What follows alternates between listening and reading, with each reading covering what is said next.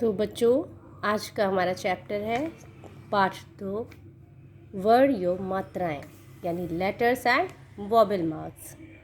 यहाँ पे पिक्चर में एक चिड़िया कुछ आवाज़ निकाल रही है, ची ची करके, है ना। तो अब हम इसको पढ़ेंगे कि क्या है ये। उपयुक्त चित्र में चिड़िया के मुंह से ची ची की ध्वनि निकल रही है, जो चा और ई से बना हुआ है ना। लिखित रूप से यही ध्वनियाँ वर्ड कहलाती हैं, है ना। वर्ड जो हम बोलते हैं ना बच्चों, ये वर्ड ही होता है, ठीक है। वर्ड क्या है? वर्ड की परिभाषा क्या होती है? तो भाषा की सबसे छोटी इकाई या ध्वनि जिसके टुकड़े नहीं किए जा सकते उसे वर्ड या अक्षर कहते हैं। ओके, जैसे अ, ई, क, ख, है ना। ये सब क्या है? ये सब वर्ड है ना। इसी को हम क्या कहते हैं? इसके हम टुकड़े नहीं कर सकते, इसी को हम वर्ड या अक्षर कहते हैं, ठीक है। वर्ड के भेद कितने होते हैं? पार्ट्स ऑफ द लेटर्स, तो ये 2 प्रकार के होते हैं, स्वर एंड व्यंजन। आपने पढ़ा है ना, स्वर वर्ड, व्यंजन वर्ड। आ से लेके यहाँ तक स्वर होता है ना। व्यंजन का से लेके श्रा तक ये आपका व्यंजन होता है। तो अब हम पहले ये देखेंगे कि स्वर क्या होता है, व्यंजन क्या होता है और इसमें क्या क्या आता है, राइट। तो स्वर वर्ड वो होते हैं जिसे हम वॉबल कहते हैं। आप इंग्लिश में भी पढ़ते हो ना, AEIOU वॉबल वर्ड्स होते हैं। सेम थिंग यहाँ स्वर जो हम हिंदी में पढ़ते हैं, ये स्वतंत्र ध्वनियाँ होती हैं। इनका उच्चारण अपने आप अर्थात बिना किसी दूसरे वर्ड की सहायता से होता है। हिंदी भाषा में स्वरों की संख्या 11 होते हैं, ठीक है।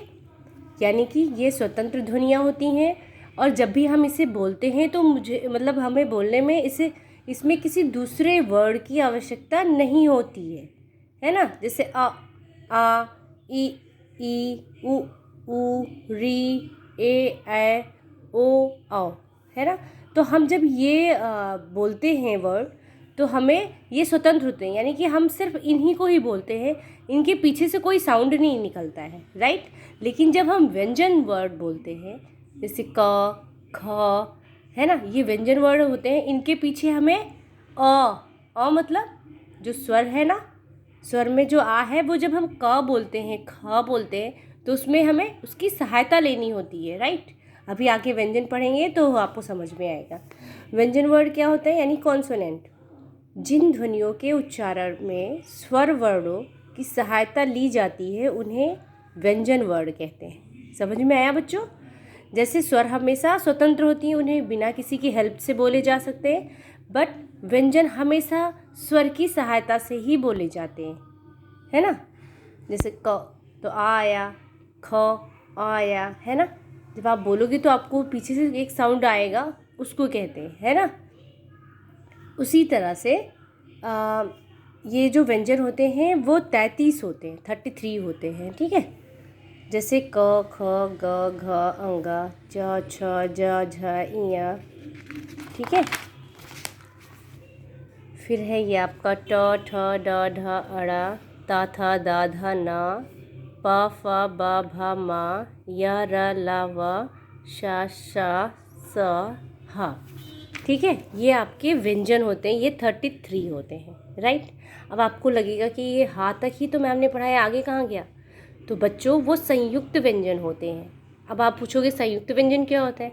अभी तक हमने स्वर पढ़ा जो स्वतंत्र होते हैं, जिन्हें हमें बोलने में किसी की हेल्प नहीं लेनी होती है। व्यंजन पढ़ा जिसमें हमें स्वर की सहायता लेनी होती है। अब हम संयुक्त व्यंजन पढ़ेंगे जो 2 व्यंजनों के योग से बनते हैं, यानी 2 व्यंजन। जैसे व्यंजन तो आपको बताया ना मैंने कि ये सब व्यंजन होते हैं 33। तो इसमें से कि 2 व्यंजन को जब हम ऐड करते हैं तो वो संयुक्त व्यंजन बनते हैं, राइट। जैसे क और श, ये दोनों व्यंजन है ना बच्चों। अब हम इन दोनों को मिलाएंगे तो छ बनेगा। कक्षा लिखते हैं ना हम लोग, जिससे क्या बनता है, क्षण, क्षमा, क्षत्रिय, कक्षा, है ना। इस तरह के जो उसमें छा जो यूज़ होता है, ये वाला, ये हमें इन दोनों व्यंजनों से मिलके बनता है, राइट। दूसरा है जा और इया, इन दोनों के योग से बनता है ज्ञा, जिससे ज्ञान, ज्ञाता, ज्ञानी, है ना। ये सब हम वर्ड बना सकते हैं, शब्द बना सकते हैं। तो र मिलके बन गया त्रा, जिससे त्रिशूल होता है, त्रुटि होती है, त्रिनेत्र होता है। त्रा वाला, ये वाला जो बनता है ना, ये इन दोनों व्यंजनों के योग से बनता है। इन दोनों व्यंजनों को मिलाते हैं तो ये त्रा बनता है। तरा त्रा, शौरा श्रा, श्रमिक जिससे लिखते हैं, श्री, श्रम, श्रद्धा, ये वाला श्रा जो बनता है ये इन दोनों व्यंजनों के योग से बनता है, राइट। अब हम पढ़ेंगे उत्क्षिप्त व्यंजन। आपने ये पढ़ा होगा ना, ढा और ये अड़ा और ढा, इस तरह के वर्डों को उत्क्षिप्त व्यंजन कहते हैं, क्योंकि ना तो ये स्वर होते हैं ना तो ये व्यंजन होते हैं। ये व्यंजन में भी आते हैं, लेकिन ये दोनों वर्ड जो होते हैं ना, ये उत्क्षिप्त होते हैं, ठीक है। इन दोनों वर्डों को हम उत्क्षिप्त व्यंजन कहते हैं। इन्हें भी वर्णमाला में शामिल किया गया है। जैसे हमने अभी व्यंजन पढ़ा ना, तो ये आप देखो यहाँ व्यंजन में आपके यूज़ हुआ है। तो इससे क्या बनता है, जैसे सीढ़ी लिखते हो आप, तोड़ी अड़ाया, साड़ी अड़ाया, कीड़ा, पहाड़। तो इन सब जब हम शब्दों को लिखते हैं तो उसमें हमें उत्क्षिप्त व्यंजन का प्रयोग करना होता है, राइट। अब आयोगवाह क्या होता है बच्चों, हमने स्वर पढ़ा ना, स्वर में अ से लेके अ तक, राइट, सीधे। लेकिन अंग और आहा हमने नहीं पढ़ा था, है ना। तो ये आयोगवाह होते हैं। अंग का नाम अनुस्वार और आहा का नाम विसर्ग है।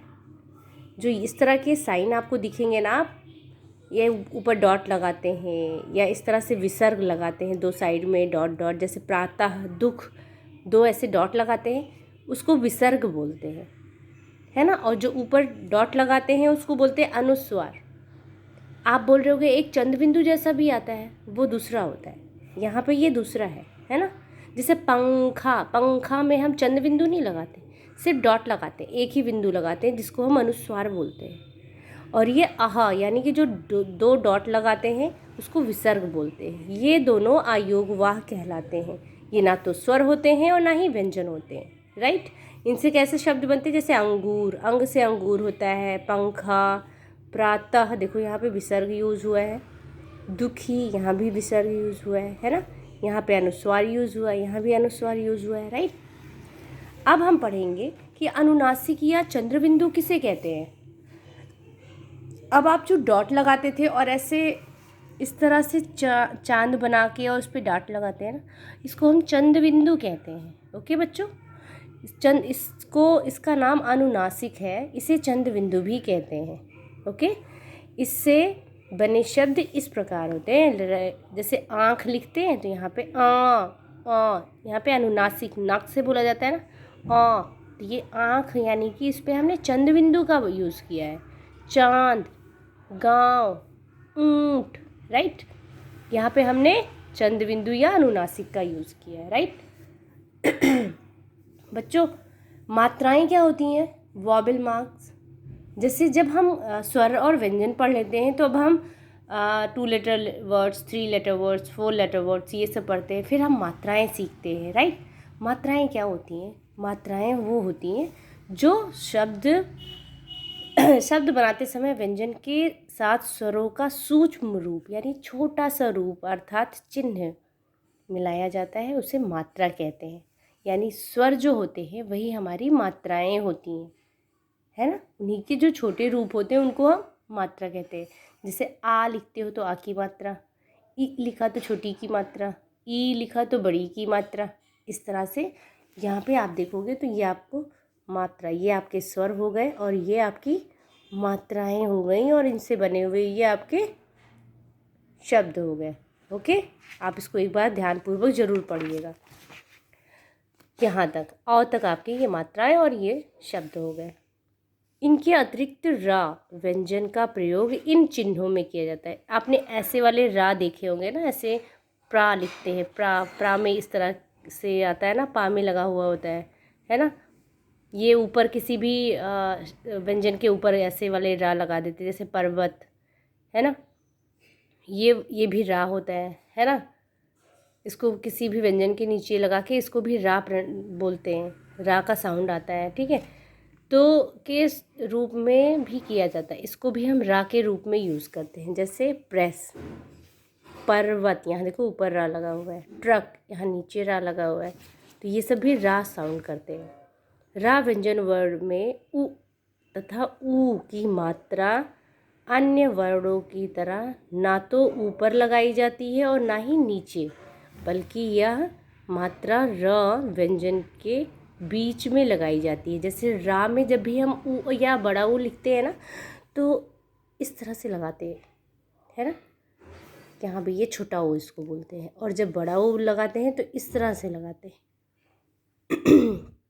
ओके बच्चों, ये बिल्कुल सर्कल बना के इस तरह से रू करके, ठीक है। तो ये बड़ा ऊ हो गया और ये छोटा ऊ होगा। अब आप देखोगे कि कुछ जो विशेष होते हैं ना, जैसे अ स्वर की ध्वनि सभी व्यंजनों में मिली रहती है, राइट। कोई भी व्यंजन हम बोलेंगे तो उसमें अ लास्ट में साउंड करेगा। अ का अपना कोई मात्रा चिन्ह नहीं होता है, ओके। आ का कोई भी मात्रा यानी कोई भी, ये जो हमने अभी यहाँ पे ये वाले मात्राएं पढ़े हैं, इसमें आ का कोई मात्रा नहीं होता है। सी आ कुछ भी नहीं होता है, इसका कोई मात्रा नहीं होता है, ये सिर्फ व्यंजन में यूज़ होता है। ओके बच्चों, तो इस चैप्टर को अच्छे से रीड कर लेना। अगर कुछ नहीं समझ में आएगा तो अब हम अपना जूम मीटिंग जो हमारा क्लास चलेगा उसमें हम डिस्कस करेंगे। ओके, इसकी जो बुक की एक्सरसाइजेज हैं वो मैंने कॉपी में लिखी हैं, ये आपको कॉपी वर्क करना है।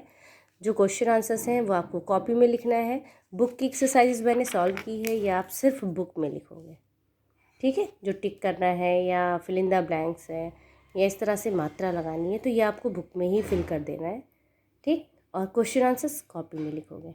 ओके बच्चों, so take care, bye bye.